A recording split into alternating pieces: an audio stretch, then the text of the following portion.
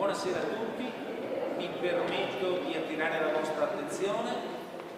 Diamo inizio con questa anteprima all'annata delle conversazioni geopolitiche del CESMA, con un'anteprima ghiotta, un tema che sicuramente attrarrà molti. Vi ringrazio di essere presenti nonostante questa giornata caldissima, ma credo che ci saranno motivi di grande interesse che andranno a compensare questo vostro sforzo, che peraltro fa seguito al grandissimo successo che hanno avuto le conversazioni geopolitiche dell'autunno scorso, nelle quali abbiamo segnato veramente una specie di tutto esaurito dell'attenzione sociale su temi peraltro di grande attualità, perché effettivamente CESMA ha questo tipo di sensibilità. In un mondo in perenne ebollizione si vanno a cercare di capire in maniera scientifica, in maniera non ideologica, le radici storiche dei problemi, le conflittualità anche sotto un profilo giuridico e geopolitico. Si cerca cioè di dare delle chiavi di lettura ad un mondo che appare incomprensibile, in cui la diplomazia spesso latita e in cui i focolai di crisi si moltiplicano con una velocità addirittura impressionante.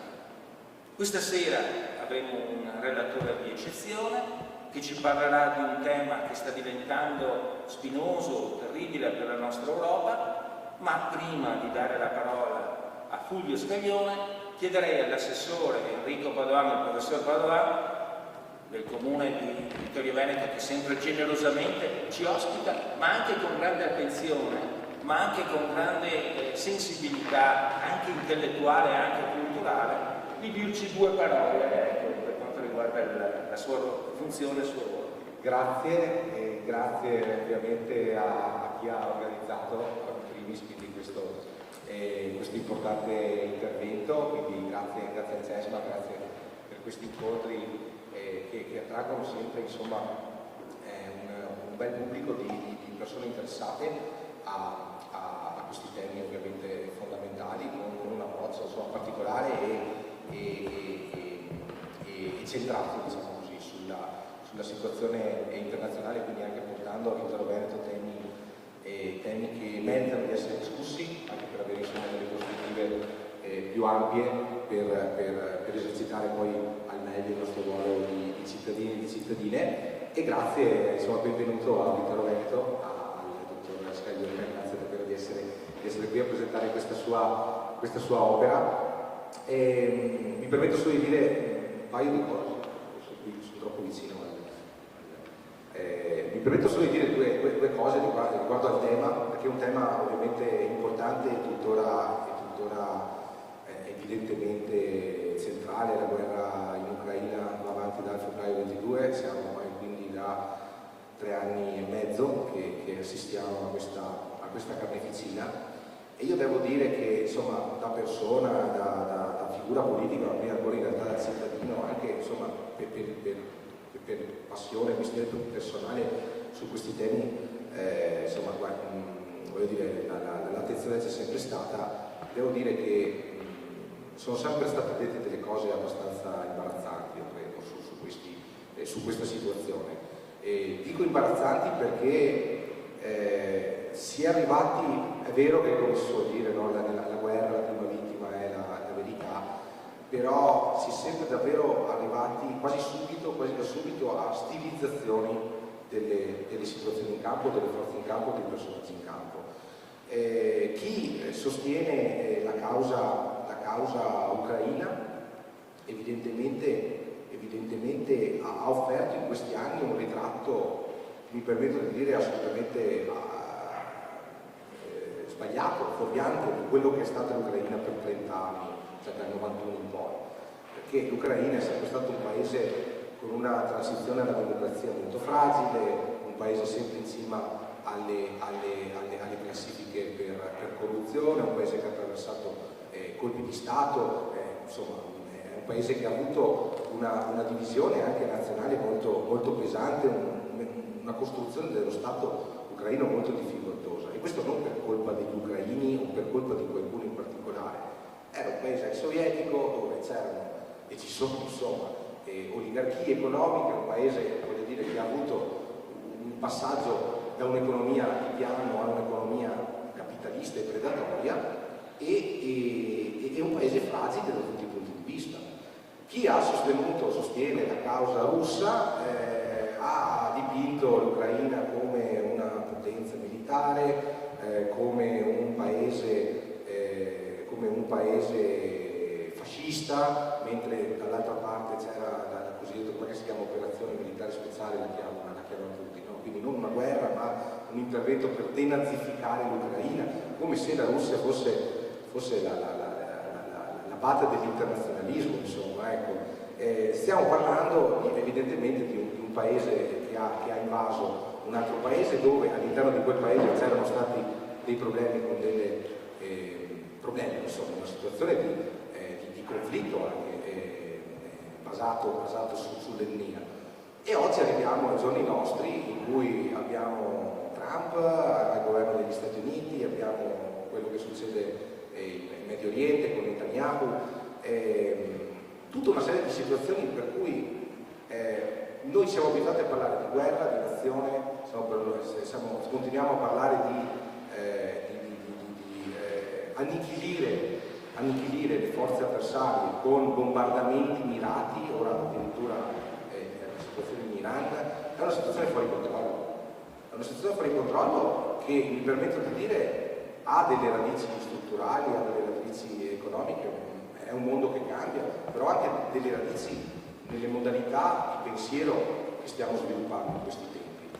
Cioè, manca totalmente un riferimento a principi basilari che hanno retto il mondo negli ultimi 80 anni, non ingerenza negli affari interni, rispetto delle sovranità nazionali, rispetto dell'autodeterminazione dei popoli, internazionalismo, parole che sono totalmente sparite dalle modalità di lettura, e quindi una volta che noi non concepiamo più questi concetti ci basiamo esclusivamente su politiche di potenza, politiche militari, bombardamenti, strategie militari che sono sicuramente centrali, ma devono essere al servizio, insomma, di progetti un pochino meno drammatici.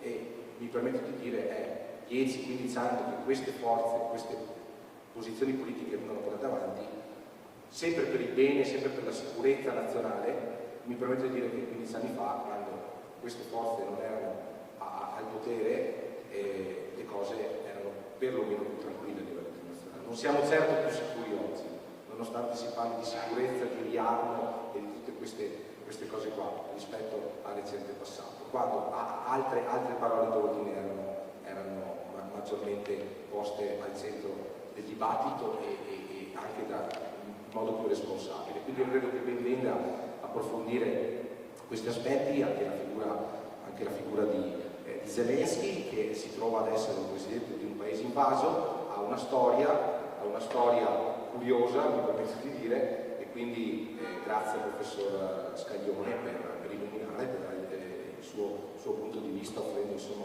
un'ampia ricostruzione storica a questa figura che è un personaggio che forse anche il suo malgrado si è trovato a giocare un ruolo insomma decisamente impegnativo, però scomodo, ecco, certamente, e che però insomma merita, per la conoscenza di tutti noi, di essere analizzato. Quindi grazie ancora e grazie a tutti.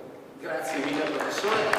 Attraverso le mani di un artista del CESMA, professore, volevamo donarle una pietra fermacarte del CESMA che le ricorda la sua partecipazione. Lei ci ha introdotto questa sessione di lavori non soltanto con parole freddamente istituzionali, ma entrando nel merito e con partecipazione di quella che è l'effettiva complessità di questi problemi, complessità che è estrema.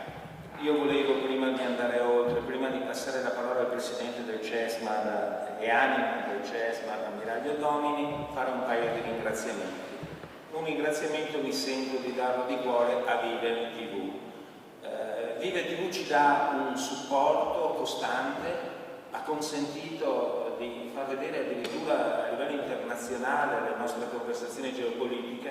Alcuni di voi forse c'erano in una conversazione di qualche mese fa, dell'autunno scorso. Io avevo la figlia che era in Giappone e si è vista attraverso YouTube, si è vista dal Giappone la conversazione geopolitica del CESMA.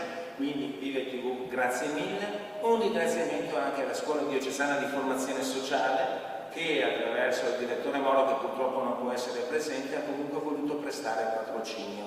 Si tratta di una collaborazione intellettuale molto importante e noi ci teniamo a poter mettere insieme energie intellettuali, movimenti di pensiero che possano contribuire ad approcci anche valoriali che sono fondamentali per decretare un mondo che sta letteralmente impazzendo, come diceva il professor Padoan.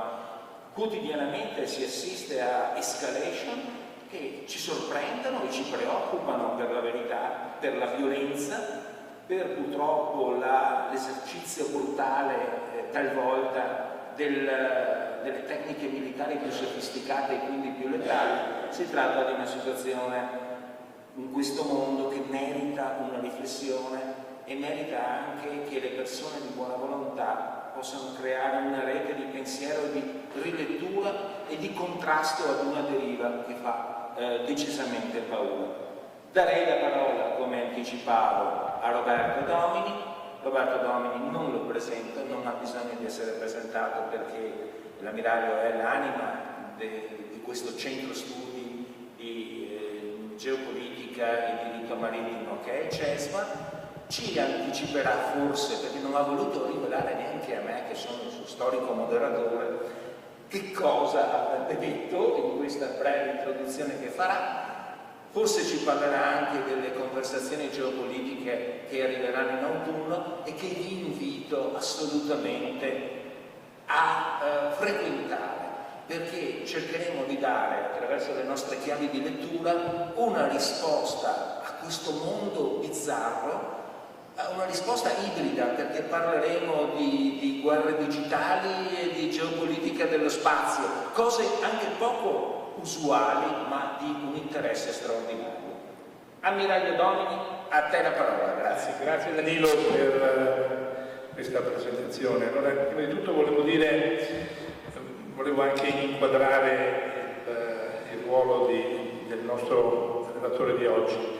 È direttore di Inside Over, che è un gruppo di pensiero preziosissimo in questo paese, perché tratta le problematiche internazionali con una onestà intellettuale che è difficile trovare ovunque. Io Inside Over la seguo da molti anni, prima ancora che lui entrasse come direttore. Ricordo però che lui scrive anche per l'Ines, quindi nel mondo della geopolitica. Il mondo della geopolitica è un mondo tutto sommato piccolo, quindi si chiamava una volta Gli occhi della guerra questo gruppo meritevole di grande stima, secondo me, e poi si è evoluto in Inside Over. Bene, leggerlo è sempre per me un grande piacere, perché le cose vengono raccontate in una maniera veramente lineare e onesta. Però il mio discorso di oggi voleva essere un invito particolare un po' a tutti, perché noi questa sera siamo riuniti per presentare un libro, ma in realtà siamo qui per fare qualcosa di diverso, siamo qui per fare qualcosa di più complesso, siamo qui per pensare a un presente che ci scorre tra le dita, un presente che infiamma i notiziari, divide le famiglie, si polarizza e polarizza soprattutto il dibattito politico. Parlare della guerra in Ucraina, permetto che Fulvio Scaglione è anche un esperto del Medio Oriente, in particolare dell'Arabia Saudita, se non ricordo male. Quindi anche lì, magari nella fase di domanda, ci sarà la possibilità di approfondire anche quel tema. Della guerra in Ucraina e del suo presidente Zelensky, oggi è un'impresa decisamente ardua, quasi temeraria. Il terreno è minato, le emozioni sono forti, le narrazioni sono armi e il rischio di essere fraintesi o peggio etichettati è altissimo. È molto più facile e più comodo scegliere una bandiera, rifugiarsi in una trincea ideologica e smettere di fare Eppure, proprio di fronte a queste difficoltà, che l'esercizio del pensiero critico diventa non solo utile ma vitale. Ed è qui che emerge il cuore del problema e il motivo per cui serate come questa sono così importanti e speciali. C'è un'equazione tanto semplice quanto fragile che regge la nostra democrazia. Senza verità non possono esistere né libertà né giustizia. Ma questa equazione non si regge da sola. La verità non piove dal cielo. Per esistere ha bisogno di due fondamenta insostituibili. La prima è un'informazione corretta, che scava oltre gli slogan e oltre la propaganda e mette in fila i fatti. La seconda e più importante è che questa informazione sia fatta da persone di spessore, naturalmente intellettuale intendo, ma soprattutto di spessore nella propria onestà. Persone la cui bussola non sia ideologica o la convenienza, ma una tenace e a volte scomoda ricerca della realtà delle cose. È esattamente per questo che il lavoro dei giornalisti come Fulvio Scaglione è così prezioso. Conosco Fulvio da molto tempo, non in persona ma come lettore, suo lettore, e posso testimoniare che per lui la ricerca della verità non è soltanto un mestiere, ma una vera e propria ragione di vita, una missione che lo ha sempre guidato, che si trovasse a raccontare di conflitti dimenticati come quelli del Caucaso o le complesse dinamiche del Medio Oriente. Il suo libro Zelensky, l'uomo e la maschera, non è un pamphlet, non è un atto di accusa né una geografia, è qualcosa di molto più raro e fondamentale, è un atto di giornalismo puro e di onestà intellettuale. E il tentativo ostinato di decostruire un'icona, di guardare oltre la maschera, che come lui ci racconta non è tanto quella indossata da Zelensky, ma quella che l'Occidente gli ha cucito addosso, per semplificarlo, per crearne praticamente una figura all'opposto di Putin.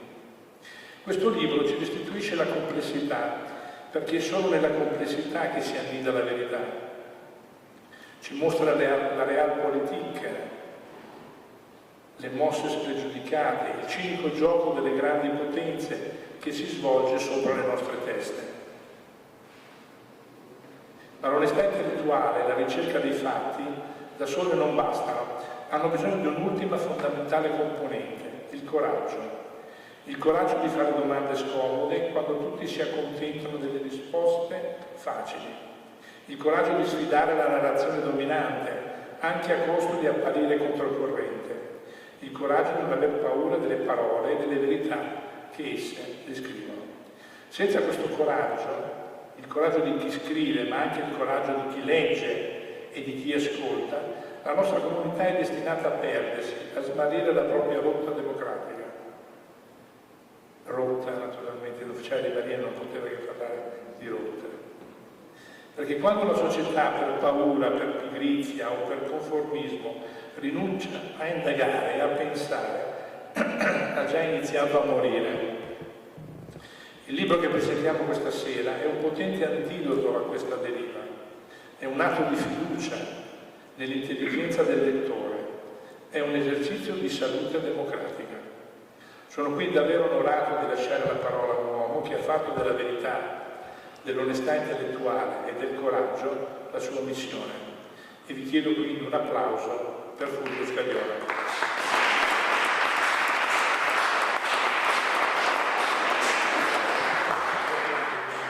Grazie Presidente. Con questa introduzione il Presidente ha voluto sì introdurre il prestigioso relatore di questa sera, ma anche tracciare quella che è l'angolo di visuale, l'approccio che CESMA vuole avere ai problemi del mondo contemporaneo, alla serie di crisi geopolitiche che affliggono il mondo, una chiave di lettura basata su un approccio profondamente etico, di competenze storico-scientifiche, ma anche di onestà intellettuale. Fulvio Scaglione, il nostro relatore di questa sera, è il direttore di Seidova, come giustamente ha ricordato il nostro Presidente, ma è anche un giornalista di altissimo lignaggio e spessore, che si è formato in famiglia cristiana, dove è stato un pilastro, è stato il vice direttore e ha creato la famiglia cristiana online di fatto, coordinandone l'architettura e poi l'attività operativa.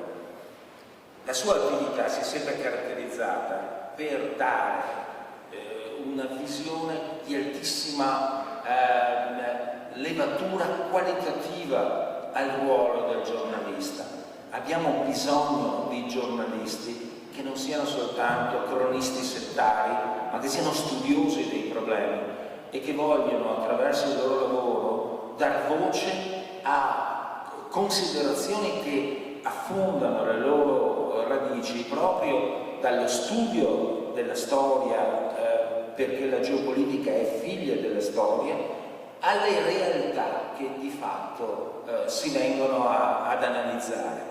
E con questo tipo di approccio Fulvio Scaglione ha scritto moltissimi volumi, trattando in maniera particolare i temi della Russia. La Russia è tornata, scrisse qualche anno fa, quando dopo la grande crisi della Comunità degli Stati Indipendenti si era riaffermato un potere russo assolutamente autorevole e anche forte, ma poi una grande attenzione è stata dedicata nelle riflessioni di Fulvio al tema del Medio Oriente, un tema che forse dovrà occupare, come abbiamo già trattato nell'autunno scorso, una specifica conversazione geopolitica. Quello è un tema che erode alle nostre coscienze prima che non ai nostri ruoli di cittadini e di uomini della vita consociata, perché ci pone di fronte a delle criticità anche etiche, anche di violazione di diritti fondamentali, di conflitti che sembrano conoscere soltanto escalation peggiorative e non strade di soluzione, purtroppo ci turbano quotidianamente. E Fulvio Scaglione ha trattato approfonditamente il tema della Siria, un tema del quale si parla meno perché la comunicazione mediatica è legata anche alle attualità e certe volte tende a dimenticare dei focolai che sono assolutamente accesi, ma che purtroppo sono meno attuali in un'ottica di breaking news, diciamo, non sempre condivisibile, di temi che si sono sovrapposti. E poi ha trattato un tema molto interessante che interessa personalmente anche molto anche a me, cioè quello dei cristiani nel Medio Oriente. Un tema bellissimo per chiunque sia stato in Terra Santa. Le presenze cristiane sono dei fiori nel deserto, sono delle realtà meravigliose, sono le radici oltretutto della nostra fede. Radici che sono così duramente contrastate, così in preda a continue difficoltà, a continue avversità, che ancora di più ci sorprendono, ci meravigliano positivamente quando abbiamo la possibilità di conoscerle. Però questa sera abbiamo Fulvio Scaglione impegnato a raccontarci di Zelensky e attraverso Zelensky di introdurci ad un tema che, quando cominciò l'operazione speciale cosiddetta, così chiamata dal presidente Putin, sembrava che si trattasse quasi di un qualche cosa di episodico destinato a avere durata di qualche settimana, e invece si sta protraendo da anni e soprattutto senza una prospettiva di risoluzione univoca seppur lontana. Brancoliamo ancora nel buio. E allora chiederei subito a Fulvio Scaglione se ci può introdurre un pochino questo tema, questa problematica, per poi calarci in questa figura di Zelensky, del presidente Zelensky, che, come si diceva prima, è diventato un po' icona nel mondo occidentale, una certa chiave di lettura della realtà ucraina, una chiave di lettura che però patisce molti massimalismi, patisce molte generalizzazioni. Fulvio, prego, a te la parola. Grazie al CESMA che mi ha dato questa opportunità, a tutti voi che siete qui. La cosa più prudente che dovrei fare a questo punto, dopo tanti complimenti, è alzarmi e andarmene, perché è veramente difficile essere all'altezza della vostra benevolenza. Io ci provo, siate comprensivi. Insomma, si diceva della guerra in Ucraina. Io credo che e basta accendere, ormai, come dire, siamo più che sazi, però basta, poi adesso ci sono altre cose, altre tragedie che incombono, ma negli anni scorsi bastava accendere un qualunque canale televisivo per rendersi conto che il 95 almeno per cento di quelli che parlavano di Ucraina non aveva la più pallida idea. Fino al 23 febbraio del 2022 probabilmente non avrebbe neanche saputo indicare l'Ucraina su una carta geografica muta. Sicuramente il 99% di quelli che ne hanno parlato in questo periodo non c'erano mai stati, non lo conoscevano, e questo per dire che il dibattito fin da subito non è stato un dibattito. Cioè, vorrei ricordare per esempio che credo a poche ore, addirittura se non pochissimi giorni dall'inizio dell'invasione russa dell'Ucraina, il più diffuso quotidiano italiano pubblicò una paginata sui putiniani d'Italia, cioè sono partite immediatamente le pseudoliste di proscrizione, in quella lì specifica era cascato anche un signore che faceva il dentista a Novara e che aveva un blog, però tanto era bastato per metterlo all'indice, no, come un pericoloso alleato di quello che era automaticamente indicato come un nemico, ovvero Putin. Abbiamo sentito ripetere infinite volte questa cosa, c'è un aggressore, c'è un aggredito, vero? Io non l'avevo mai sentita dire all'epoca dell'invasione anglo-americana dell'Iraq, c'è un aggressore, c'è un aggredito. Così come non la sento dire adesso, nel momento in cui Israele attacca l'Iran. Non sento dire c'è un aggressore, c'è un aggredito, sento parlare di diritto di difendersi e sposta la questione su un piano completamente diverso. Questo per dire che fermo restando che veramente c'è un aggressore, un aggredito, esattamente come nel caso dell'Iran e come nel caso dell'Iraq e anche nel caso dell'Ucraina. Questo è solo per dire che fin dall'inizio il nostro sistema mediatico si è completamente prostrato ad una narrazione che doveva essere funzionale a un progetto politico, che io non mi spingo a giudicare, può anche darsi che fosse un progetto politico più ragionevole, più giusto, che si potesse abbracciare. Mi limito a constatare 3 anni e mezzo dopo che questo progetto politico non ha funzionato e sfido chiunque a dimostrarmi che invece è successo il contrario. Dentro questa atmosfera che io ho descritto per sommissimi capi naturalmente, è diventata a un certo punto centrale la figura di Volodymyr Zelensky. Non per caso, perché serviva un protagonista da contrapporre all'antagonista, cioè al cattivo, come in tutti i film, che era ed è Vladimir Putin. Vorrei ricordare che Zelensky nel 24 febbraio del 2022 non era un personaggio nuovo, era presidente da 3 anni, essendo stato eletto nel 2019. E nel 2019, quando era stato eletto, la reazione pressoché unanime dei media occidentali era stata più o meno: guarda che strano, hanno fatto presidente un attore comico. E poi la cosa era finita lì. Se noi andassimo a censire gli interventi sulla stampa o sui diversi media di coloro che dal 24 febbraio 2022 hanno parlato praticamente tutti i giorni, scopriremmo che dal maggio 2019, da quando cioè Zelensky è stato eletto presidente, al 2022, di Ucraina non hanno parlato praticamente mai.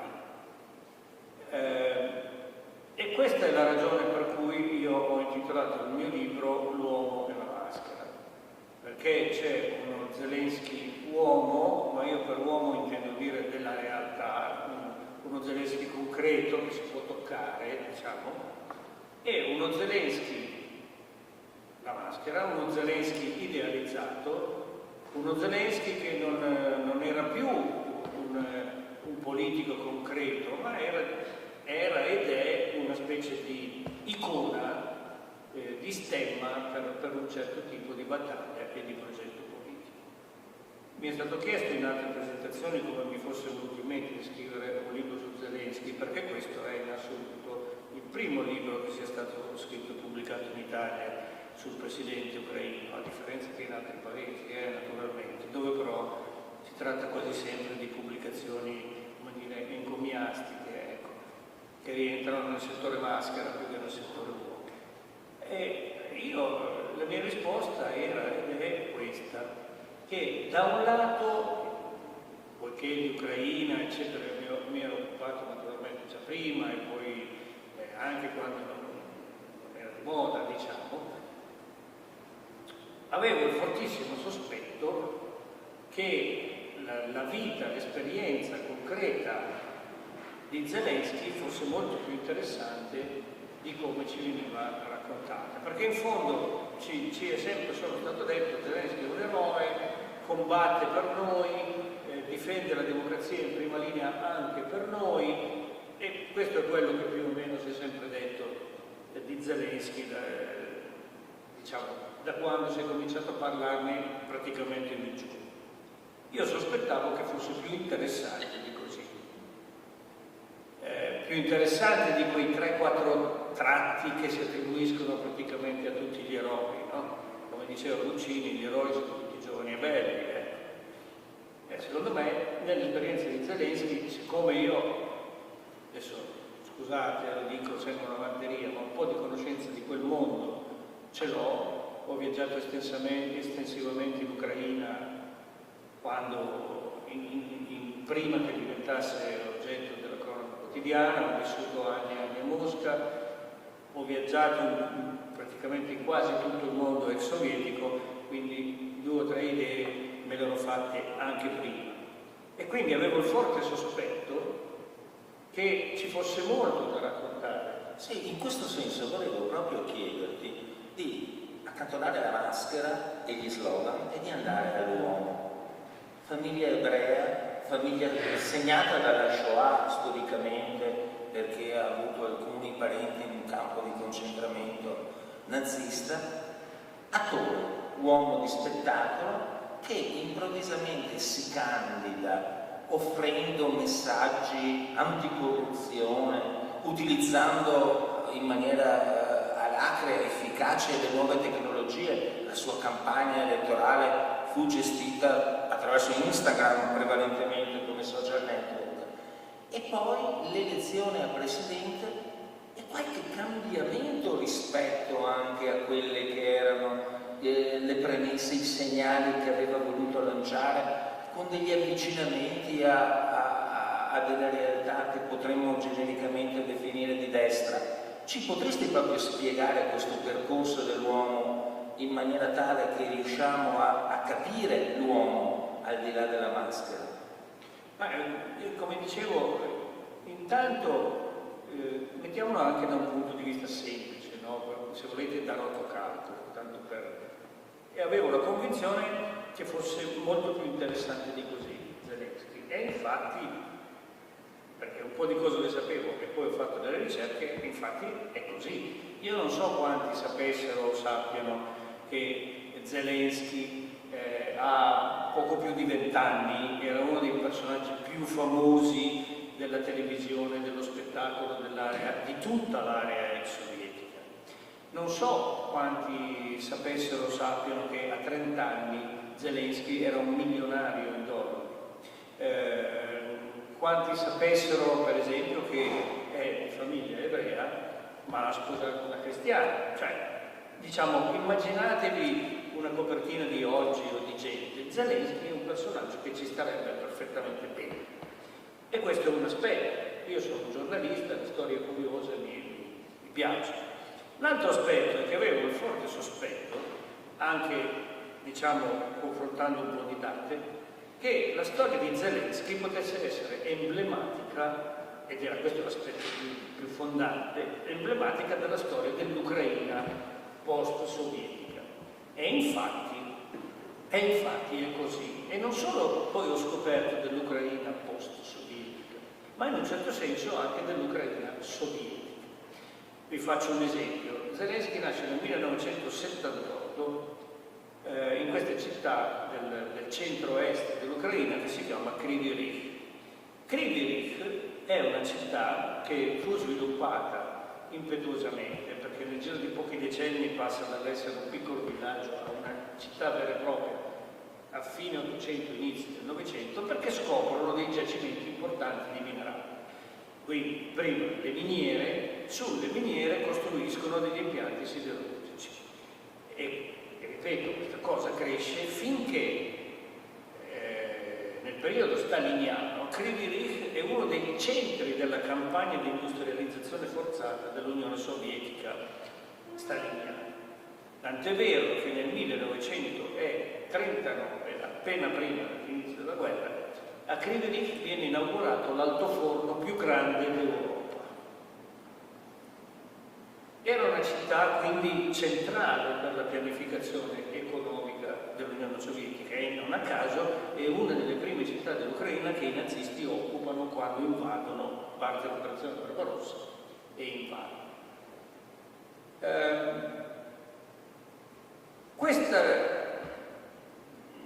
Durante l'occupazione nazista, tornando diciamo a Zelensky, che cosa succede? Il ramo materno della sua famiglia, è una famiglia ovviamente ebrea, la madre scappa e riesce a rifugiarsi in Kazakistan, gli altri parenti che non riescono a scappare in tempo sono tutti sterminati dai nazisti. Ramo paterno, che cosa succede a livello dei nonni di Zelensky? Succede questo, sono 4 fratelli maschi, partono tutti per il fronte, l'ultimo mente sulla proprietà, si aumenta gli anni per partire volontario. Gli altri 3 muoiono combattendo contro i tedeschi, il quarto, più piccolo, sopravvive del nonno di Zelensky. Allora, qual è la storia del nonno di Zelensky? Lui, una volta smobilitato, torna a Kryvyi Rih e diventa un pezzo grosso della polizia. Poi fa 2 figli, uno di questi 2 figli è il padre di Zelensky ovviamente, e questo padre di Zelensky diventa un ingegnere minerario, ma di più uno scienziato dell'ingegneria mineraria, e infatti che cosa succede? Succede che viene per lunghi anni incaricato di lavorare in un progetto segreto che l'Unione Sovietica gestiva in Mongolia, un progetto minerario, che la miniera era della Mongolia, ma la gestivano i sovietici in seguito. Allora, che cosa ci dice tutto questo? Mettiamo insieme tutti i tasselli, e per dire che la storia di Zelensky ci dice anche qualcosa dell'Unione Sovietica e non solo del posto. Padre eroe di guerra, pluridecorato in una famiglia coperta di gloria nella lotta al nazismo. Alto ufficiale della polizia locale, della polizia sovietica, il figlio ingegnere, scienziato, incaricato di sovrintendere un progetto segreto. Questo che cosa ci dice? Ci dice famiglia ebrea, ma perfettamente sovietica, cioè non una famiglia né perseguitata, come a un certo punto successe a molti ebrei, né dissidenti. Tant'è vero, scendendo per i rami, arriviamo a Zelensky, che una delle accuse che sono state spesso mosse a Zelensky è questa, che lui, che pure è il leader militare della resistenza, eccetera, eccetera, non ha mai neanche ricevuto la cartolina di Lenin. Il che significa che forse il nonno poliziotto, alto ufficiale della polizia, è il papà molto importante, perché in quegli incarichi non arrivi se non sei se non hai il certificato di garanzia di fedeltà al partito, forse qualcosina per il loro figliolo avevano fatto. Arrivano i nazisti, smantellano e portano via tutti gli impianti che riescono, gli altri li fanno saltare, si ricomincia da zero dopo la guerra. Di nuovo Krivi Rih diventa l'epicentro, uno dei centri dell'industrializzazione forzata staliniana, e vengono ricostruite le acciaierie, rimesse in funzione le miniere, eccetera, eccetera, eccetera. E quello che è interessante, che non viene sottolineato, è questo, che da un lato a occuparsi di questo sforzo chi sono? I capi sovietici incaricati di reindustrializzare questa città. Sono due ucraini che, guarda caso, arriveranno al Cremlino, perché uno è Khrushchev. Quando Khrushchev, da capo di tutta quell'area dell'Ucraina, diventa invece il capo dell'Ucraina intera, mette lì al suo posto Brezhnev. E che cosa succede in quell'area? Siccome l'industrializzazione ha la preminenza su tutto, tutte le risorse devono andare alla ricostruzione delle fabbriche, in quell'area si ripete, diciamo relativamente in piccolo, una specie di holodomor, cioè di carestia forzata, perché tutto va alle fabbriche, i contadini ucraini vengono di nuovo spogliati e c'è di nuovo 1 milione di morti. Nello stesso tempo questa specie di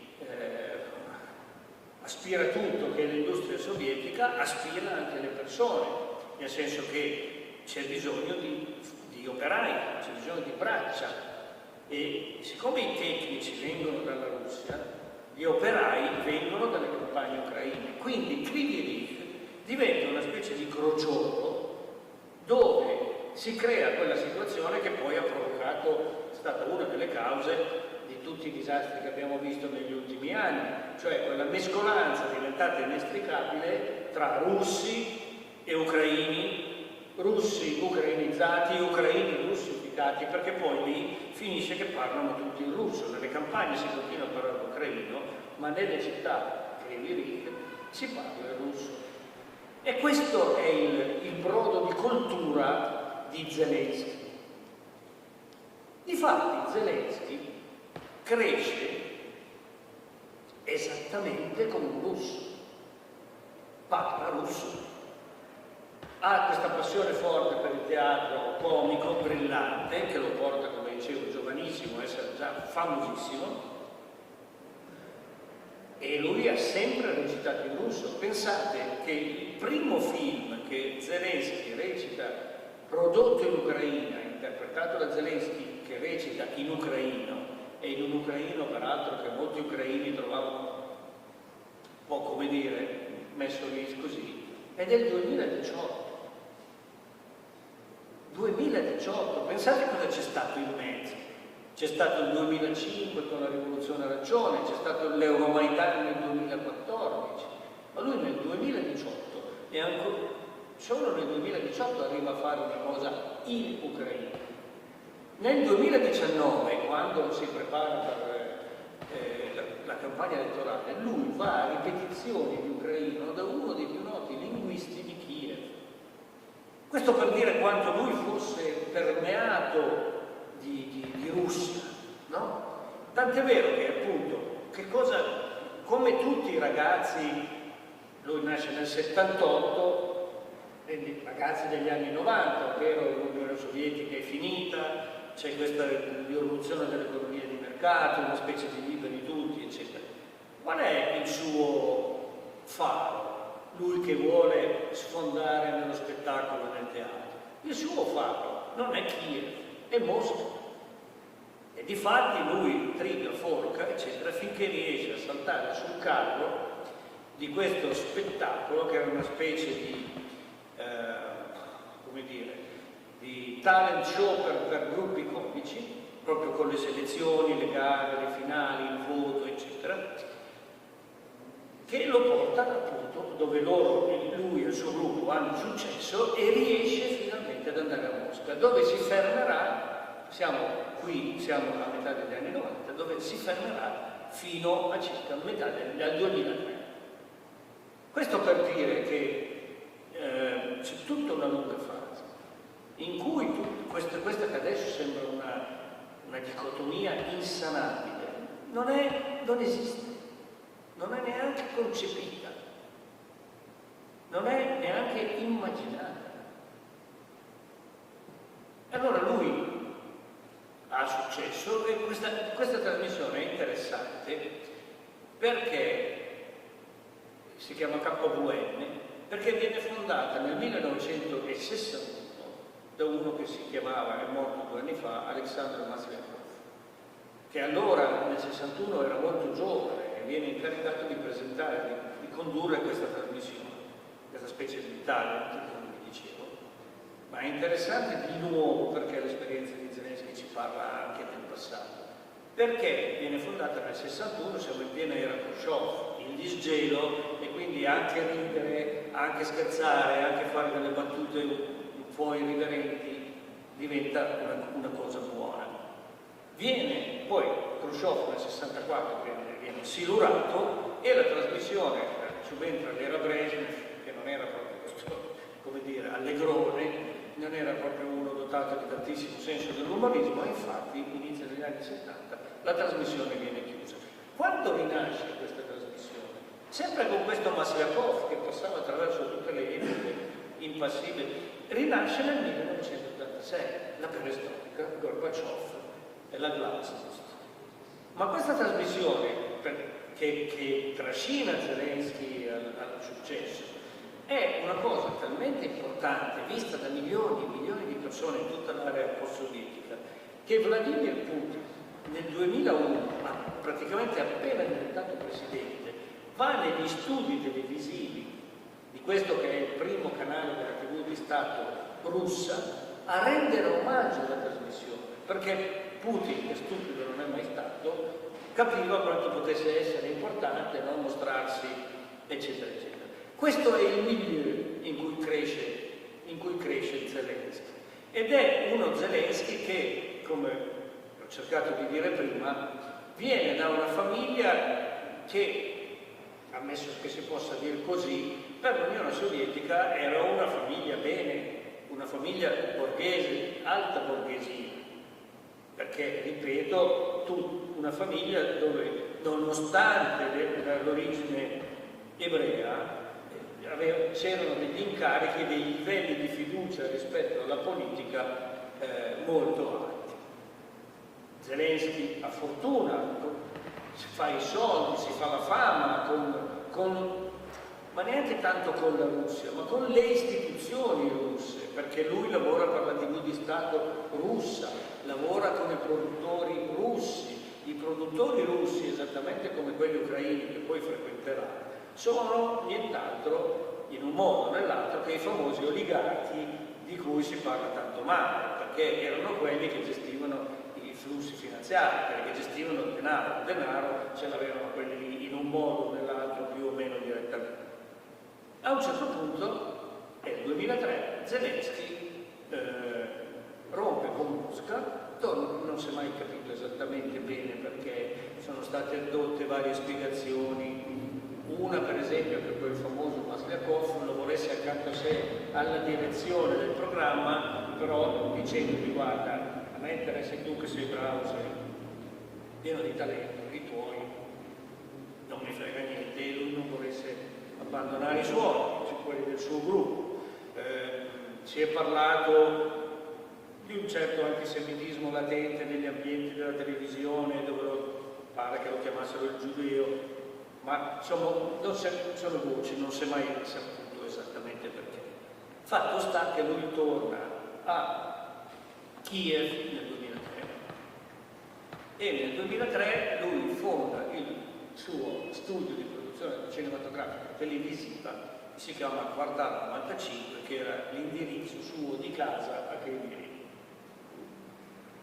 Come detto, lui torna famoso, molto famoso e molto ricco, e mette su questo studio di produzione che, pensate, arriverà ad avere 300 dipendenti.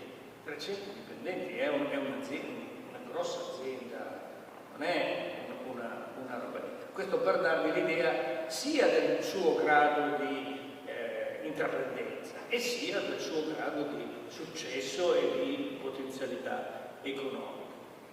Siamo nel 2003, come vi ho detto, il primo film in Ucraina nel 2018, quindi passano 15 anni. Cosa fa Zelensky in questi 15 anni? Zelensky in questi 15 anni, ed è lì che è veramente molto molto indicativo di quello che dicevo prima, dove la sua storia si sovrappone perfettamente, ma non solo cronologicamente, ma proprio nella sostanza alla storia dell'Ucraina, posso dire. Lui, praticamente, io poi nel libro queste cose le racconto nel dettaglio, insomma, adesso ne stiamo conversando. Lui passa, come vi dicevo, i soldi ce li hanno gli oligarchi, che spesso sono non solo ammanicati con lo Stato, ma sono pezzi dello Stato. Non a caso l'Ucraina finirà ad avere il presidente Yanukovych, che era, diciamo così, l'oligarca degli oligarchi, perché era un oligarca farrabuto come tutti gli altri, però in compenso aveva il controllo della polizia e della magistratura, quindi insomma, tant'è vero che, e di nuovo questa è una cosa di cui parlo più nello specifico nel libro, aveva accumulato delle fortune inenarrabili, non il lavabo d'oro o i water d'oro di cui si è parlato nella sua residenza, ma depositi in Svizzera, eccetera, eccetera. Vabbè. Zelensky, siccome lui fa quel lavoro lì, produce spettacoli, produce televisione, eccetera, e le televisioni erano e sono tuttora controllate in Ucraina dagli oligarchi, perché gli oligarchi ucraini hanno due passioni: appena fanno i soldi si comprano una squadra di calcio e si comprano una televisione, non si capisce perché hanno questa mania, no? Lo Shakhtar Donetsk, che ha pure vinto una Coppa UEFA, insomma, tutte le squadre. Di nuovo io ho fatto il censimento qua e ci sono con i proprietari, eccetera. Allora Zelensky, che fa quel lavoro lì, di fatto riesce a surfare da un oligarca ucraino a un altro, sempre in crescendo e sempre senza, come dire, lavorando con personaggi compromettenti ma senza compromettersi, riuscendo con grande abilità a, come dire, succhiare il miele senza lasciarci le penne. E che cosa si vede in questi 15 anni? Come dicevo prima, lui arriva nel 2003, nel 2005 c'è la rivoluzione arancione, quindi c'è l'altro Victor, come si chiama? Adesso non va, sì, Yushchenko, e poi nel 2014 ci sarà l'Euromaidan. In entrambe le occasioni non c'è traccia di una esposizione, di un impegno personale di Zelensky a favore, per esempio, di Yushchenko o a favore poi dell'Euromaidan, nonostante, soprattutto con l'Euromaidan, molti suoi collaboratori siano impegnati in prima persona.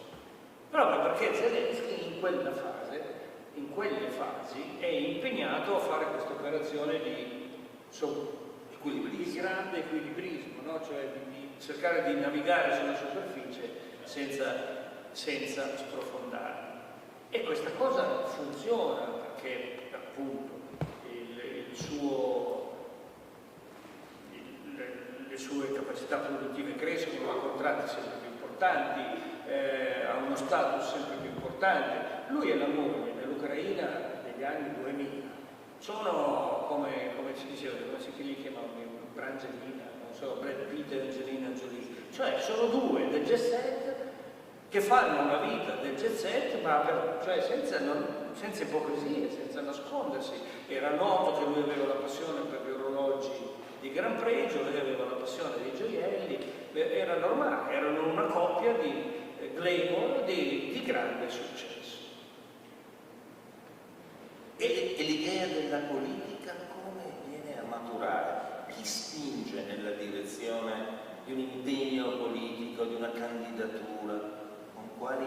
finivi con quali mezzi? Come matura questa svolta? Ma io credo che qui vada fatta una piccola premessa che riguarda l'Euromaidan, perché l'Euromaidan è stato raccontato, viene tuttora raccontato, dal cosiddetto, a me non piace un termine che cercherei di non usare, però per intenderci, il cosiddetto mainstream, viene raccontato come un'unica sollevazione di popolo nei confronti del presidente Ladrone, nei confronti del progetto di questo presidente Ladrone Yanukovych di riavvicinarsi alla Russia respingendo l'idea di avvicinarsi all'Unione Europea. La realtà è, come sempre, è più complicata di così, perché questa è la storia che a noi piace raccontare, perché è andata a finire così e quindi nella realtà, e di nuovo questa è un'altra cosa che tratto più ampiamente nel libro, se voi andate a vedere ci sono delle ricerche, ce ne sono parecchie, io ho citato qui, ne ho citate 4, perché queste 4? Perché 2 sono state fatte da fondazioni americane e 2 da fondazioni ucraine, quindi non sospettabili di alcun compiacimento nei confronti della Russia. Allora, tutte queste ricerche, pensate che una è stata persino finanziata da USAID, sapete, avete seguito le polemiche, no, che sono state in America sul ruolo di USAID, eccetera, eccetera. Tutte queste ricerche, tutte, senza ombra di dubbio, senza ombra di possibile mala interpretazione, ci dicono una cosa, che rispetto all'Euromaidan l'Ucraina era spaccata quasi perfettamente in due. L'Ovest e la regione di Kiev per un avvicinamento alla UE e alla NATO, il resto del paese per il mantenimento di buoni rapporti con la Russia o addirittura per un maggiore avvicinamento alla Russia. Ve ne cito solo una, proprio quella che fu finanziata da USAID. Sono ricerche che sono state fatte nel 2013, 2014 e 2015, cioè subito prima, durante e subito dopo l'Euromaidan. Allora, questa per esempio finanziata da USAID, realizzata dall'International Foundation for Electoral Systems, appunto una fondazione americana, faceva risultare da questa ricerca, sondaggi, eccetera, che il 37% degli ucraini desiderava l'adesione all'Unione Europea, il 33% l'adesione all'Unione Doganale, che era la proposta della Russia, e il 15% diceva l'euro nella NATO. Quindi vedete, 37 contro 33, c'era una maggioranza chiara a favore di questo o di quello. Inoltre il 35% pensava che l'Ucraina avrebbe dovuto intensificare le relazioni economiche con l'Unione Europea, il 34% quelle con la Russia e il 17% diceva cerchiamo di andare d'accordo con tutte e due. E guardate, le altre ricerche, adesso non sto a insistere con i dati, dicono la stessa cosa. Politicamente parlando, questo che cosa ci dice? Ci dice appunto che il paese era diviso, spaccato in due. E ci dice un'altra cosa, che premere in un senso o nell'altro significava quasi automaticamente far saltare, no, questo equilibrio e, come dire, far prevalere più o meno artificiosamente una parte sull'altra voleva dire far ribellare l'altra, perché non c'era questa, capito, non era 90-10, era di fatto metà e metà. E guardate, io ho intervistato anche per il libro un professore universitario ucraino e non era uno, questo è uno che da allora non può più entrare in Russia e che allora durante l'Euromaidan, quando lui finiva le lezioni all'università, con la cassetta del pronto soccorso andava in piazza Maidan a cercare di mettere i cerotti a quelli che si erano presi le bastonate dei poliziotti o le sassate. Quindi non era uno, lui mi ha detto Euromaidan 25% a favore, 25% contro, tutti gli altri se ne fregavano, che è una maniera, come dire, un po' più pittoresca di dire esattamente questo. Allora, in una situazione come quella, spingere forzosamente per una soluzione piuttosto che un'altra significava automaticamente mortificare le carte del paese. Tanto più che nel fuoco della protesta, a un certo punto Yanukovych aveva trattato con gli esponenti delle contestazioni e avevano trovato un accordo. 10 punti, che di nuovo riproduco qua dentro, e che sostanzialmente dava piena soddisfazione alle ragioni della protesta, perché prevedeva elezioni presidenziali anticipate, dimissioni del governo in carica, che era ovviamente un governo favorevole al presidente Yanukovych, e governo di transizione per andare alle elezioni politiche anticipate. Prevedeva il ritorno alla Costituzione precedente, che era molto meno presidenzialista di quella che Yanukovych era. Cioè, praticamente dava piena soddisfazione, però questa cosa non bastava. Non bastava a chi? A due forze molto potenti. Una erano gli oligarchi ucraini, e infatti li abbiamo visti, li vediamo, Poroshenko è diventato Timoshenko, eccetera, eccetera. E perché a loro non bastava? Perché loro avevano appunto, che erano dei farabutти come Yanukovych, non volevano una soluzione, come dire, contrattata, riformista, volevano il ribaltone, perché volevano prendersi loro quello che aveva Yanukovych e volevano quindi toglierlo di mezzo definitivamente, escludere che lui, il partito delle regioni, eccetera, potessero continuare a giocare un ruolo. L'altra forza potente era l'Occidente, sotto forma di Stati Uniti e sotto forma di Unione Europea. Gli Stati Uniti, ricorderete tutti quella famosa telefonata della Nuland, vice segretario di Stato americano, all'ambasciatore americano a Kiev, perché diceva fuck the EU, e tutti si sono attaccati a quello. Ma in quella telefonata la cosa importante non era che questa mandasse a quel paese l'Unione Europea, era che lei, vice segretario di Stato americano, e l'ambasciatore americano a Kiev discutevano di chi sarebbe stato il prossimo primo ministro, quando ancora c'era un governo in carica, e dicono: ah no, Klitschko è troppo morale, non è difficile da controllare, meglio Yatsenuk, eccetera. Guardate un po' che cosa succede, che c'è l'Euromaidan e poi diventa primo ministro Yatsenuk. L'altra forza era l'Unione Europea. Ricorderete Lady Ashton, che era la responsabile della politica estera, che andava a braccetto con gli esponenti dell'estrema destra, Pittella, vice presidente del Parlamento europeo, idem, eccetera. Perché anche qui non si voleva la soluzione, come dire, negoziata, che apriva evidentemente una fase di contrattazione, di incertezza. Si voleva il ribaltone per allontanare qualunque ipotesi di intesa con la Russia. E perché ho citato queste formazioni dell'estrema destra? Perché queste formazioni dell'estrema destra venivano utilizzate, hanno sempre avuto, guardate, quando si sente dire, come dice Putin, come dicono tanti, l'Ucraina, l'estrema destra, l'Ucraina non è un paese di estrema destra, non è un paese nazista, non è un paese così.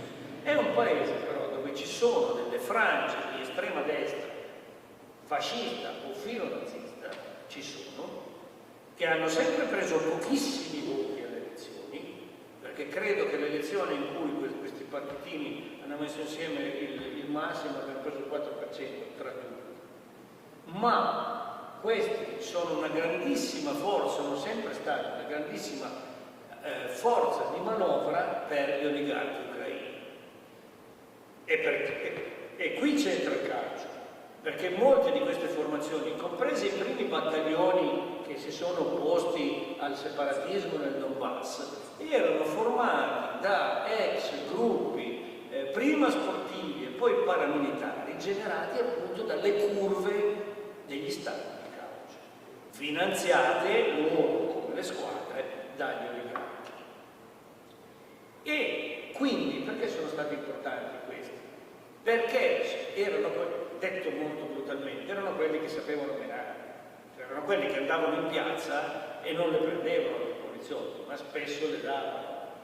Quindi sono quelli che sono serviti a far degenerare la situazione, a creare, a sobillare e anche a sparare, in modo che quella soluzione potenziale, negoziata, andasse definitivamente a ramengo di fronte ai morti sul selciato. E badate bene che ci sia stata questa cosa, è assolutamente chiaro, non solo per tanti studi, non neanche tanti, ma sono studi che sono stati fatti, ma per una semplice considerazione. I morti di Piazza Maidan, che in Ucraina sono onorati come i 100 martiri celesti, no? Non hanno un colpevole, perché sono stati fatti delle indagini, è stato istruito un processo e non è mai stato condannato nessuno. Mai. Perché? I 100 martiri celesti, ma non c'è un condannato che li avrebbe martirizzati. E guarda caso che cosa succede? Che dopo il ribaltone di Euromaidan si forma un primo governo provvisorio in cui gli esponenti dell'estrema destra, che ripeto, stiamo parlando del 4% di voti, hanno degli incarichi pazzeschi, 3 ministeri, segretario del Consiglio di sicurezza e, per quanto riguarda il processo, capo della Procura Generale. Allora, tutto questo quadro non è pertanto per parlare di noi, dell'Occidente, eccetera, ma per dire che immaginatevi uno svelto, furbo, smagato come Zelensky che osserva tutto questo. È chiaro che lui cerca di tenersi fuori da tutto questo, anche perché lui nel 2012, io vi ho detto che avevo fatto questa specie di surf da un oligarca all'altro, eccetera, eccetera. Nel 2012 lui che cosa fa? Firma un contratto di collaborazione esclusiva, diventando il direttore di tutti i programmi non news della rete, con questa televisione che si chiama Adin 1+1, che è di proprietà non del più grosso, ma di uno dei più grossi, sicuramente del più famoso, tra virgolette, degli oligarchi ucraini, che si chiama Igor Kolomoisky. Allora, questo Igor Kolomoisky, adesso poi naturalmente, anche qui, se qualcuno fosse poi interessato a leggere il libro ne trova più informazioni, ma era un tipo piuttosto noto in Ucraina, uno che aveva fatto naturalmente i soldi nei primi anni 90, quando tutto era possibile, commerciando, era uno di Donetsk, quindi molto vicino al confine con la Russia, commerciando con la Russia probabilmente molto contrabbando, poi aveva con i soldi, poi aveva preso delle compagnie aeree, poi aveva costituito una banca. Ecco, questo Kolomoisky, che anche lui c'era la sua squadra di calcio e poi finanzierà i primi battaglioni, sarà lui il primo finanziatore dei primi battaglioni che si oppongono ai separatisti nel Donbass. Questo Kolomoisky era un tipino noto perché quando lui aveva delle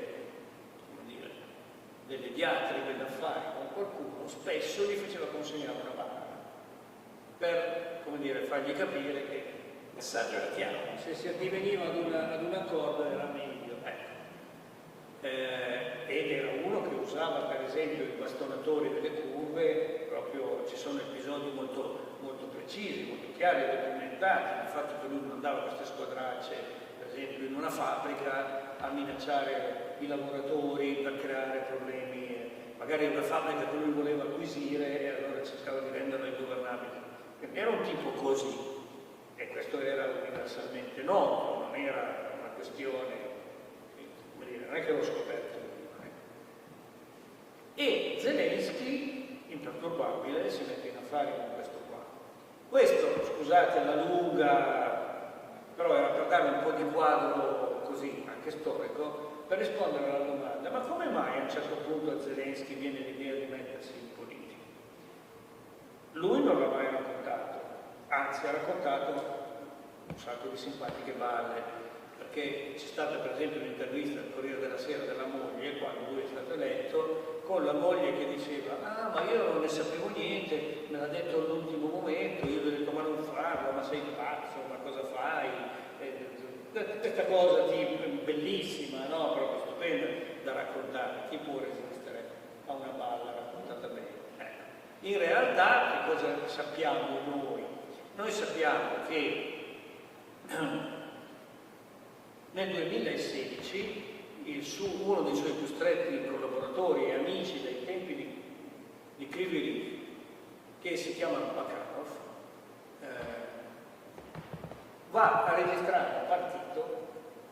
al Ministero della Giustizia a Kiev, che si chiama, e lo registra come suo, si chiama uno di quei nomi del partito della buona politica, una cosa così.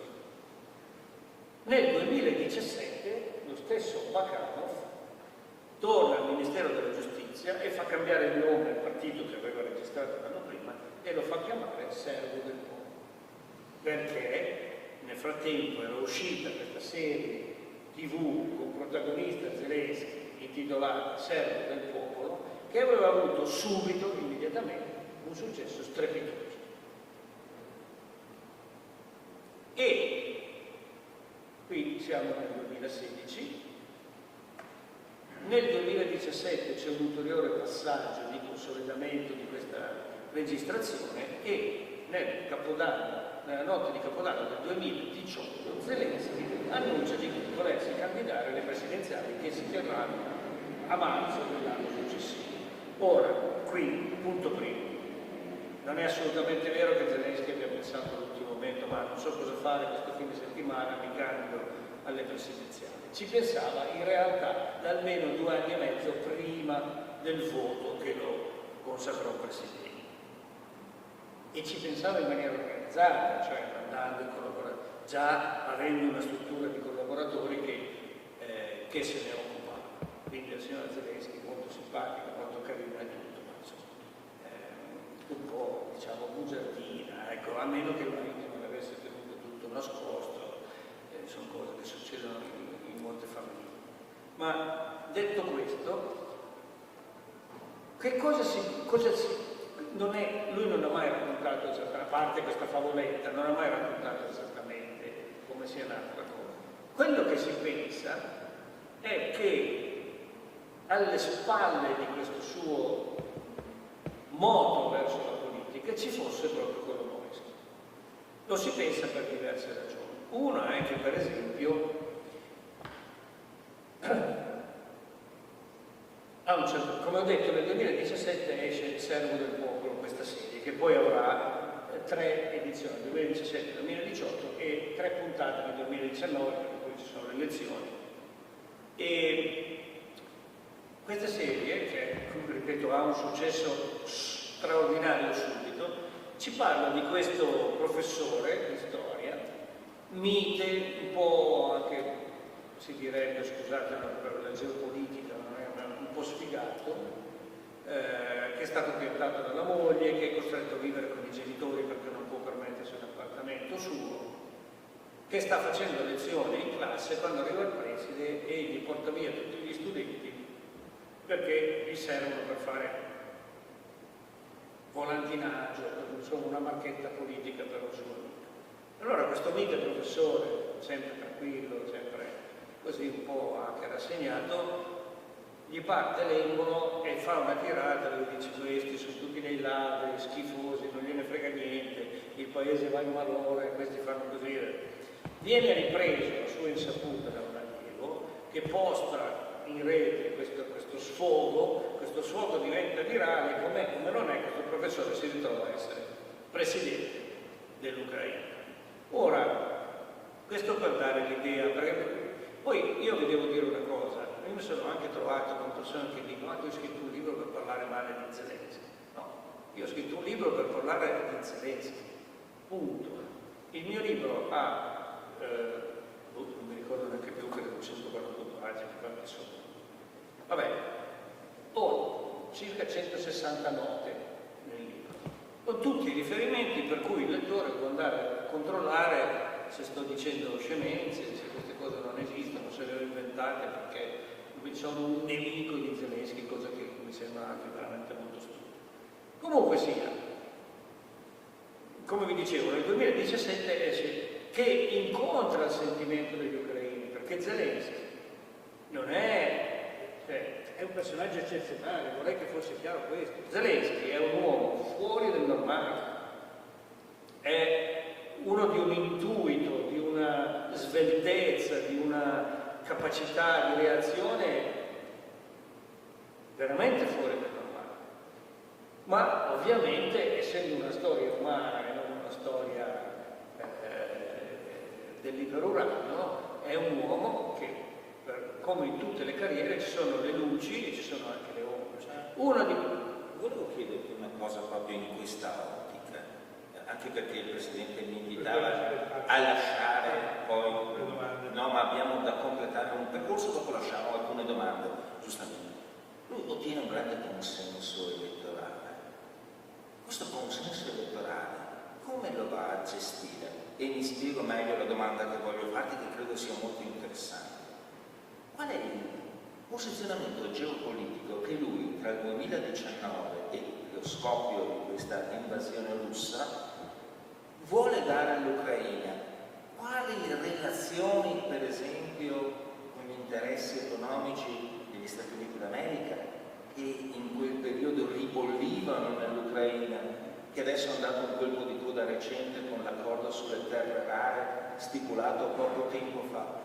Perché secondo il mio angolo visuale è importante capire, oltre a questo interessantissimo spaccato della vita personale e professionale del percorso di Zelensky, anche questi 3 anni dalla sua elezione allo scoppio della guerra e quella che era la direzione che lui aveva dato alla Ucraina, gli influssi, le influenze, le ingerenze che aveva in qualche misura accettato o subito, perché sono una chiave di lettura importante poi per la deflagrazione del conflitto. Questo periodo ci puoi dire qualcosa? Beh, è importante sottolineare una cosa. Io dicevo questa cosa di servo del popolo perché è straordinario per dare idea anche della complessità del personaggio, e lui inizia a scrivere questa serie, Servo del popolo, che è basata su questo fatto, cioè l'Ucraina, paese oppresso dalla dalla eccetera. Proprio quando, nel 2015, quando lui con i suoi collaboratori, quel Bacano che ti dicevo prima e altri, sta costituendo una rete di 14 società offshore dove mette al riparo, per non pagare le tasse, i milioni guadagnati. Cioè, voglio dire, il personaggio è questo anche, e anche, non è solo questo, ma è anche questo. Questo per dire che è un personaggio anche che ha la lucidità di fare operazioni ciniche. Questo c'entra con quello che mi chiedevi, perché quando lui diventa presidente, intanto senza fare una campagna elettorale, perché lui non si mette a fare il dibattito politico con Poroshenko, che era il presidente in carica. Lui non fa niente. Perché? Perché gira il paese con i suoi spettacoli. E siccome sono spettacoli, non entrano nella categoria della propaganda politica e quindi non hanno limitazioni di sorta. E lui ovviamente in questi spettacoli mena come un pazzo sui politici, eccetera, eccetera. Ed è per quello che lui annuncia la candidatura 3 mesi prima delle elezioni, perché la campagna elettorale lui l'ha già fatta, prendendo per i fondelli i suoi avversari. La seconda cosa è che lui si presenta al confronto, diciamo, con Poroshenko, perché sono i 2 candidati che restano per il ballottaggio, con una, chiamiamola così, piattaforma politica, anche se è un termine molto aulico, che è l'esatto opposto di quello che dice Poroshenko. Poroshenko aveva uno slogan che era fede, esercito, lingua. Cioè, lui nel 2018 fa nascere una chiesa ortodossa, un cefalo, un'operazione politica, nazionalista ucraina, esercito, lavora tantissimo per rafforzare l'esercito. Pensate che l'Ucraina, Smandrapata come dedica il 6% del PIL alle forze armate. E lingua, cioè bisogna promuovere l'Ucraina e mortificare l'uso del russo il più possibile. Zelensky dice l'opposto, dice noi dobbiamo finire la guerra, dobbiamo metterci d'accordo con la Russia in qualche modo. Ha fede. Lui che è ebreo, che aveva sposato una cristiana, cosa volete che potesse dire? Dice la fede è una questione personale, ognuno pratichi quella. La lingua, dice, la lingua nazionale è l'ucraino. Poi poteva dire ah no, bisogna mortificare il russo, lui che non aveva fatto altro che parlare russo tutta la vita. Quindi lui si presenta esattamente come l'alter ego di Poroshenko. E poi c'era il messaggio, che era quello della sua serie televisiva di successo, anticorruzione. Basta con la corruzione, bisogna cacciare i corrotti, eccetera, eccetera. Naturalmente, tra il dire e il fare, c'è di mezzo non solo Putin ma tante altre cose. Una di queste cose per esempio è Kolomoisky, cioè l'uomo che l'aveva appoggiato e che gli aveva fatto arrivare un assegnino sui conti esteri da 40 milioni di dollari, diventa ingombrante. Tant'è vero che appena eletto c'è questo incontro tra Kolomoisky, Zelensky e i suoi più stretti collaboratori, praticamente Zelensky e mezzo governo, in cui Kolomoisky ha quest'aria che sembra un gatto col sorcio in bocca, cioè ha proprio l'aria di quello che dice: oh, ce l'abbiamo fatta, ti ho aiutato ad arrivare fin qui, ma adesso ragazzo, no, è ora di restituire qualcosa. E questa foto, che non doveva uscire, però viene combinazione, esce e circola per tutti i media perché era clamorosa, e è chiarissimo che questa è una foto che ha fatto circolare Kolomoisky per dire: questo è il mio uomo. E che cosa succede? Succede che Zelensky fa questo governo con questo giovanissimo primo ministro che si chiama Honcharuk, di giovani tecnocrati anticorruzione, ma 3 mesi dopo li liquida tutti. Perché? Perché a quel punto gli oligarchi gli hanno fatto capire: contro di noi diventa un po' duretta governare, insomma non cercarti troppe grane. E lui che cosa fa? Mette come capo del governo quello che è ancora tuttora capo del governo, che si chiama Schmidl, che era stato un alto dirigente della principale azienda del più grosso oligarca ucraino che si chiama Rinat Akhmetov. Quindi già primo processo di adattamento. E poi c'è tutta la questione degli americani, come dicevi, no? Con la famosa telefonata di Trump che gli dice: senti, guarda, dammi del materiale, dammi del fango da buttare sui Biden, Hunter Biden e compagnia bella, e che si risolve per sua fortuna poi nel fatto che Trump non viene rieletto, ma con una fase di grande imbarazzo, perché lui, tra l'altro, Trump dice: sì, certo, perché la giustizia adesso vedremo di fare, di intervenire, eccetera, gli promette, ma soprattutto allargando un po' lo sguardo, perché queste sono le cose della politica politicata, capitano in tutti i paesi, figuriamoci in un paese complicato come l'Ucraina.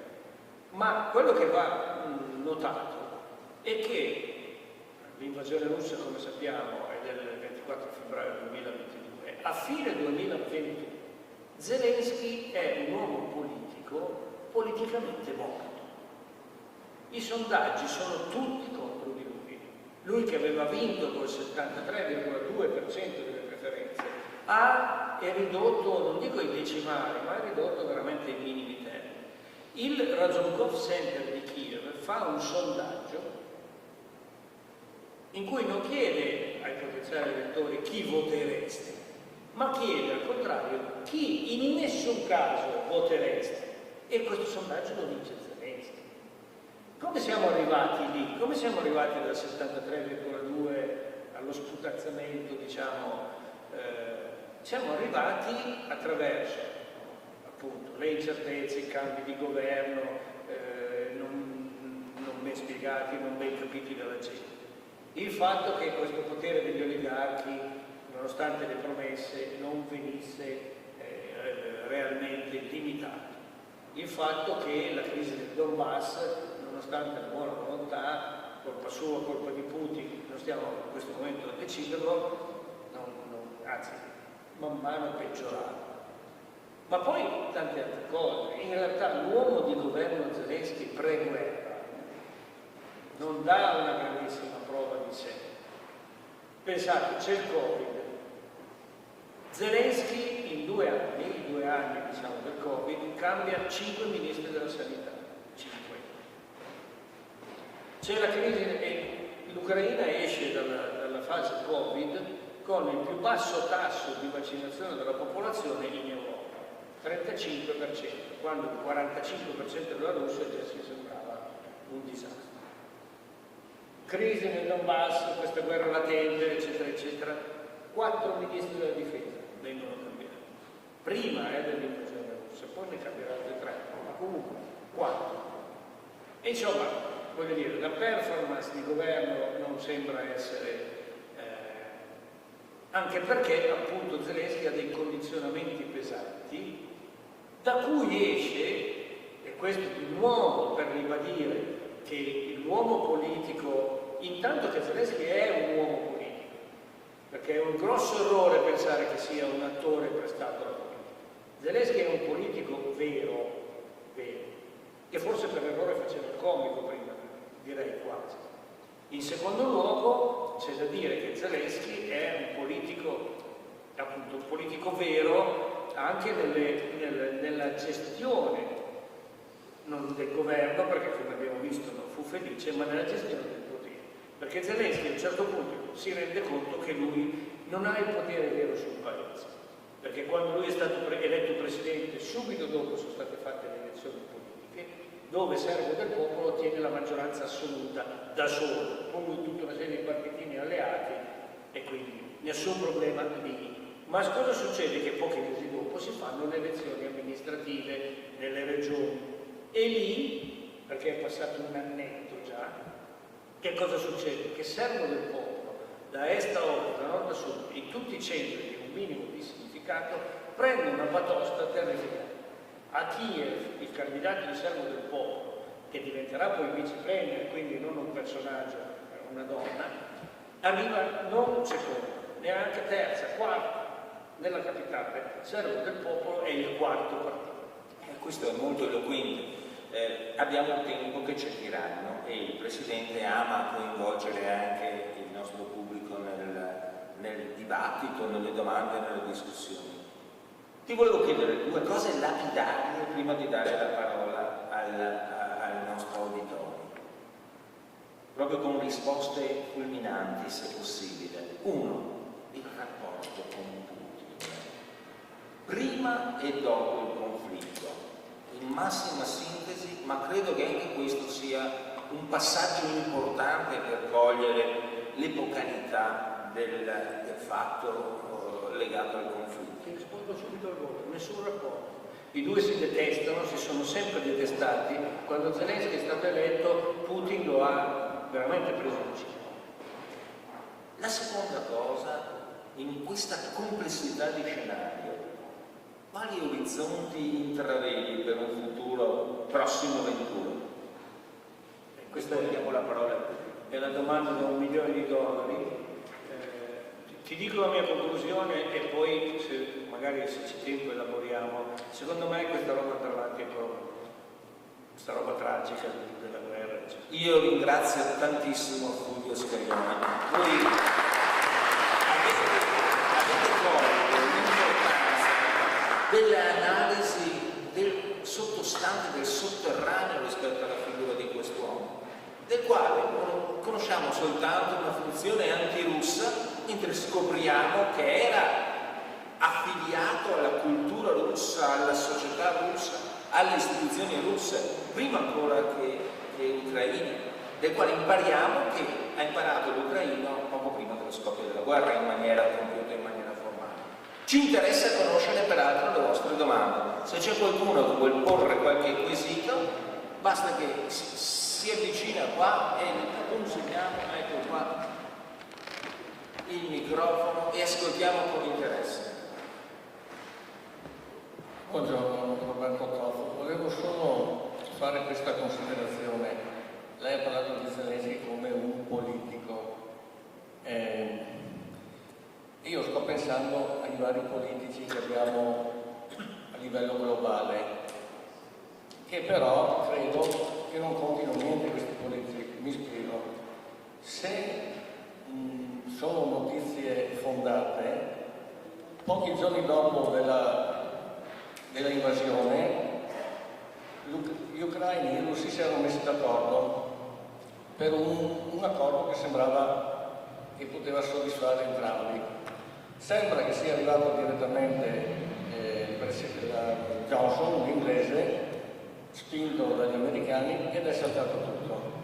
Recentemente, proprio alla vigilia degli accordi di Istanbul, c'è stata quell'azione militare veramente notevole dove sono stati bombardati tanti aeroporti russi, e poi, sempre a proposito di trattati eccetera, in Oman recentemente dovevano trovarsi israeliani, iraniani, insomma, e anche là è venuta un'azione simile, sembra che ci sia sempre la stessa mano.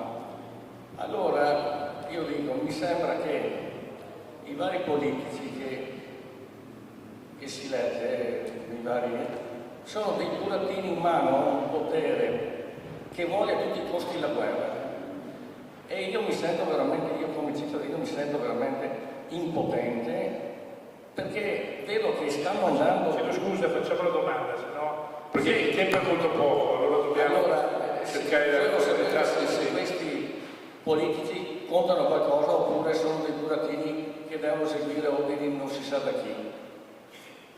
Posso rispondere? Allora, io penso questo, che è anche l'oggetto di un editoriale che ho pubblicato stamattina su Avvenire. Io penso che quello che è in corso è uno scontro globale tra l'Occidente a guida americana, e poi guida americana con qualche frizione con Trump, meno che con Biden, ma insomma la sostanza è quella, tra l'Occidente a guida americana e un insieme di paesi che sono diventati sempre più affermativi dei propri interessi, in qualche caso anche aggressivi, e che comunque minacciano di incrinare questo predominio globale che risale almeno dalla seconda guerra mondiale da tutti i punti di vista, dal punto di vista militare, la Russia con l'Ucraina, la NATO, eccetera, tecnologico, basta pensare alla Cina, commerciale, a tutte le varie vie della seta e i corridoi commerciali, anche istituzionale, con l'ascesa dei BRICS rispetto per esempio al G7. Se voi ci fate caso, le motivazioni della guerra di Putin, dell'invasione di Putin in Ucraina e dell'attacco israeliano all'Iran sono identiche. Cioè Putin ha detto, per noi l'Ucraina con le armi NATO, eccetera, eccetera, è una minaccia esistenziale e quindi attacchiamo per respingerla. Israele dice, le ricerche sul nucleare, perché l'Iran la bomba non ce l'ha, non raccontiamoci panzane, ecco, comunque l'aspirazione nucleare dell'Iran per noi è una minaccia esistenziale e dobbiamo quindi attaccare per respingerla. Ma nell'uno come nell'altro caso, la guerra della Russia non è contro l'Ucraina, sì, la combatte l'Ucraina, ma è una guerra contro la NATO, contro l'Occidente, contro un certo tipo di equilibrio globale. Così come l'attacco di Israele all'Iran, sì, il nucleare, sì, buttiamo giù gli ayatollah, ma in realtà che cosa c'è dietro?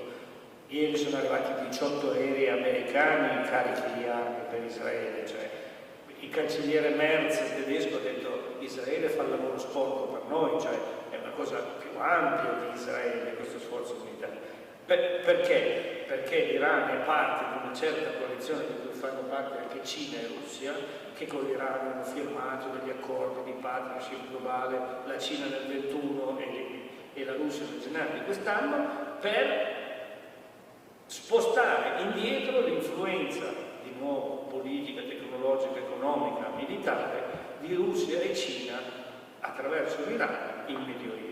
Quindi io credo che, per rispondere alla sua domanda sui politici che contano o non contano, ci sono politici che contano, no? Ci sono politici che hanno però anche ruoli diversi. Come dice Merz, Netanyahu è quello che spara. Zelensky è quello che resiste alla Russia, che impedisce alla Russia di realizzare i suoi piani. Dietro poi ci sono politici forse anche più influenti che hanno un ruolo comunque altrettanto decisivo. Certo, purtroppo dobbiamo renderci conto che la propaganda, la comunicazione e l'informazione non sempre hanno quel carattere di trasparenza e di libertà, anzi non ce l'hanno quasi mai in realtà. Non dimentichiamo che gli Stati Uniti hanno invaso l'Iraq di Saddam Hussein, appalesando la necessità di contrastare quelle armi di sterminio di massa che avrebbe avuto Saddam Hussein, e che poi si è rivelato essere totalmente inesistenti, e quindi si è fatta guerra sanguinosa e violenta per un pretesto assolutamente costruito, assolutamente apocrifo. Altre domande? Prego.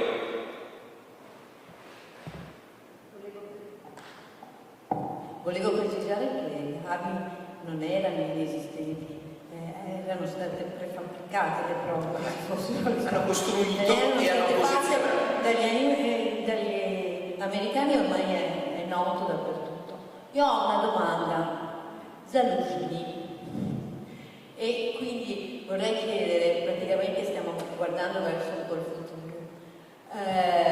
Zaluzhny è un concorrente credibile contro Zelensky, e che razza di tipo di politica potrebbe portare di diverso da quella di Zelensky? Io non penso che Zaluzhny sia un concorrente credibile. Credo che potrebbe essere al più come si dice, un uomo di paglia, adesso non mi viene, cioè potrebbe essere l'uomo messo lì per comunque rappresentare interessi in realtà, come dire, gestiti da altri. Zaluzhny non ha talento politico. Zaluzhny è probabilmente un militare onesto che a un certo punto aveva detto a Zelensky: guarda che questa cosa, l'offensiva del 2003, non funziona, se noi continuiamo così continuiamo a perdere uomini e risorse, e gli aveva proposto di fermarsi, di assestarsi, di dare tempo all'esercito di riprendersi e poi eventualmente lavorare con operazioni, che era stato quello che avevano fatto i russi. Ricorderete che dopo la prima avanzata i russi hanno dovuto ritirarsi. Che cosa hanno fatto? Non hanno insistito, anche se la nostra stampa ci ha spiegato per 3 anni che i generali russi sono tutti credibili, non hanno insistito a continuare a difendere posizioni che diventavano sempre più inferiori. Si sono ritirati, si sono attestati su posizioni difendibili, hanno fatto passare l'inverno e poi hanno ricominciato. Questo era quello che proponeva Zaluzhny, probabilmente da militare onesto, da militare, e questo non stava bene a Zelensky, perché Zelensky ha sempre avuto bisogno di mostrare ai partner occidentali, prima anche agli americani, poi soprattutto agli europei, con la distinzione un po' che c'è stata tra Trump e gli europei, che questa guerra si poteva vincere. E il sindaco di Kiev, Klitschko, in che rapporto? Perché pare che anche quello sia un potenziale antagonista, una figura che non si intonica con Zelensky. Potrebbe essere una figura di riferimento per il futuro dell'Ucraina? Ma io credo che, vabbè, intanto è noto che i due non si amano, e Klitschko lamenta spesso il fatto che il potere c'entra il governo e gli mette i bastoni tra le ruote, cerca di boicottare la sua azione di sindaco di Kiev, eccetera, eccetera. Anche Klitschko, io non so se possa essere un degno rivale domani di Zelensky. Io sono piuttosto convinto che nel momento in cui l'Ucraina si tornerà a votare, il che implica fine della guerra e ritiro della legge marziale, e quindi, come dire, stiamo parlando comunque, ecco, io penso che nel momento in cui l'Ucraina si tornerà a votare ci saranno allora, non riesco neanche a immaginare quali e quante potenti interferenze dall'estero, perché figuriamoci se gli americani non vorranno metterci mano, figuriamoci se gli europei non vorranno metterci mano, quindi io penso che in questo momento ci sono sicuramente da qualche parte personaggi che sono in grado o ambiscono a rivaleggiare con Zelensky, ma in questo momento stanno ben acquattati e zitti, perché con la legge marziale, eccetera, eccetera, non puoi mettere fuori la testa. Secondo la rigida disciplina dell'ammiraglio Domini, che ci tiene molto al rispetto degli orari, abbiamo l'ultima domanda, se c'è qualcuno che la vuole porre. Prego. Il gradimento attuale di Zelensky in Ma questo è un altro tema molto complicato, è un po' come i sondaggi di gradimento di Putin in Russia. Va a sapere come risponde la gente in quelle condizioni, perché se uno dà retta, per esempio, sto parlando della Russia, ai sondaggi del Levada Center, che è il più autorevole centro di ricerche sociologiche in Russia, e tra l'altro, essendo autorevole, è stato inserito nella lista degli agenti stranieri, no? Che implica tutta una serie di limitazioni, eccetera, eccetera, il rating di Putin è sempre alto. Se uno dà retta ai sondaggi che vengono fatti in Ucraina, il più recente, che peraltro ormai di qualche mese fa, ci dice che il tasso di approvazione per Zelensky è del 52%, in risalita rispetto all'anno precedente. Io però sono molto, come dire, i dati li leggo, ve li cito, non so quanto veramente ci si possa fidare, perché la Russia è messa come è messa, ma in Ucraina non è che si stia molto meglio, nel senso che appunto c'è la legge marziale, è complicato alzare il braccio e dire no, per me Zelensky sbaglia tutto e bisognerebbe cacciarlo. Quindi non lo so, io insomma questo gradimento perenne per il leader mi lascia sempre un po' sospettoso. Vorrei concludere io con una brevissima questione, sforando forse di mezzo minuto i tempi concessi. Il ruolo della Chiesa cattolica ucraina di rito bizantino, il ruolo dell'arcivescovo maggiore Shevchuk, questa Chiesa cattolica di rito orientale vitale, con molte vocazioni, con una forte presenza nel territorio e con un forte impegno anche all'estero. Quale può essere, come può essere visto in questo momento? Ma insomma, la Chiesa cattolica di rito orientale ucraina, quelli che una volta abbiamo chiamato miniati, ha anche in un senso un po' di spregio, ha certamente acquisito un ruolo nuovo, un ruolo diverso, perché prima, quando era assolutamente predominante la Chiesa ortodossa russa, appunto, la mentalità generale era che questi fossero, adesso non si dice traditori della patria, però insomma questi dell'Unione a Roma fossero un po', come dire, appunto guardavano a Occidente, e quando guardare a Occidente che se ne dica, perché adesso poi le ricostruzioni sembra che gli ucraini siano sempre stati così nazionalisti, eccetera, eccetera, ma non è vero. Credo che la questione sia complicata dal fatto che appunto adesso c'è uno scontro molto forte tra Chiesa ortodossa. La Chiesa ortodossa, adesso non mi ricordo qui le denominazioni variano l'una dall'altra con una virgola, quindi comunque la Chiesa che Poroshenko ha fatto nascere nel 2018, questa Chiesa autocefala e nazionalista, è forte, la Chiesa nata per essere antirussa sostanzialmente, no? E nel frattempo c'è stata tutta la mortificazione della Chiesa ortodossa russa da parte del governo ucraino, che ha ovviamente esacerbato gli animi, perché la Chiesa ortodossa russa continua comunque a essere la più importante tra le chiese ucraine. Quindi c'è il rischio che la Chiesa cattolica di rito orientale sia costretta a muoversi con enorme prudenza per non finire come dire, tra le incudi nel martello di questa rivalità. E un po' questa, aggiungo solo questo, è un po' questa anche la ragione per cui io ho guardato sempre con un certo scetticismo alle ipotesi, tra l'altro nobili, assolutamente, di una mediazione vaticana nel conflitto, perché c'è un conflitto anche tra le chiese ortodosse e io penso che ben difficilmente le chiese ortodosse ucraina e russa, che sono fortissimamente nazionaliste, non dimentichiamo Kirill come ha appoggiato la guerra, eccetera, accetterebbero non dico una pace, ma comunque un incontro, una qualunque cosa col sigillo del Vaticano. Grazie mille Fulvia Scaglione. Grazie a voi tutti, grazie, buona serata. Grazie della vostra partecipazione e arrivederci al ciclo tradizionale autunnale delle conversazioni conversazione geopolitica del CESPA. Chi volesse far firmare il libro all'autore può venire a farlo qui al tavolo. Chiedo anch'io dopo.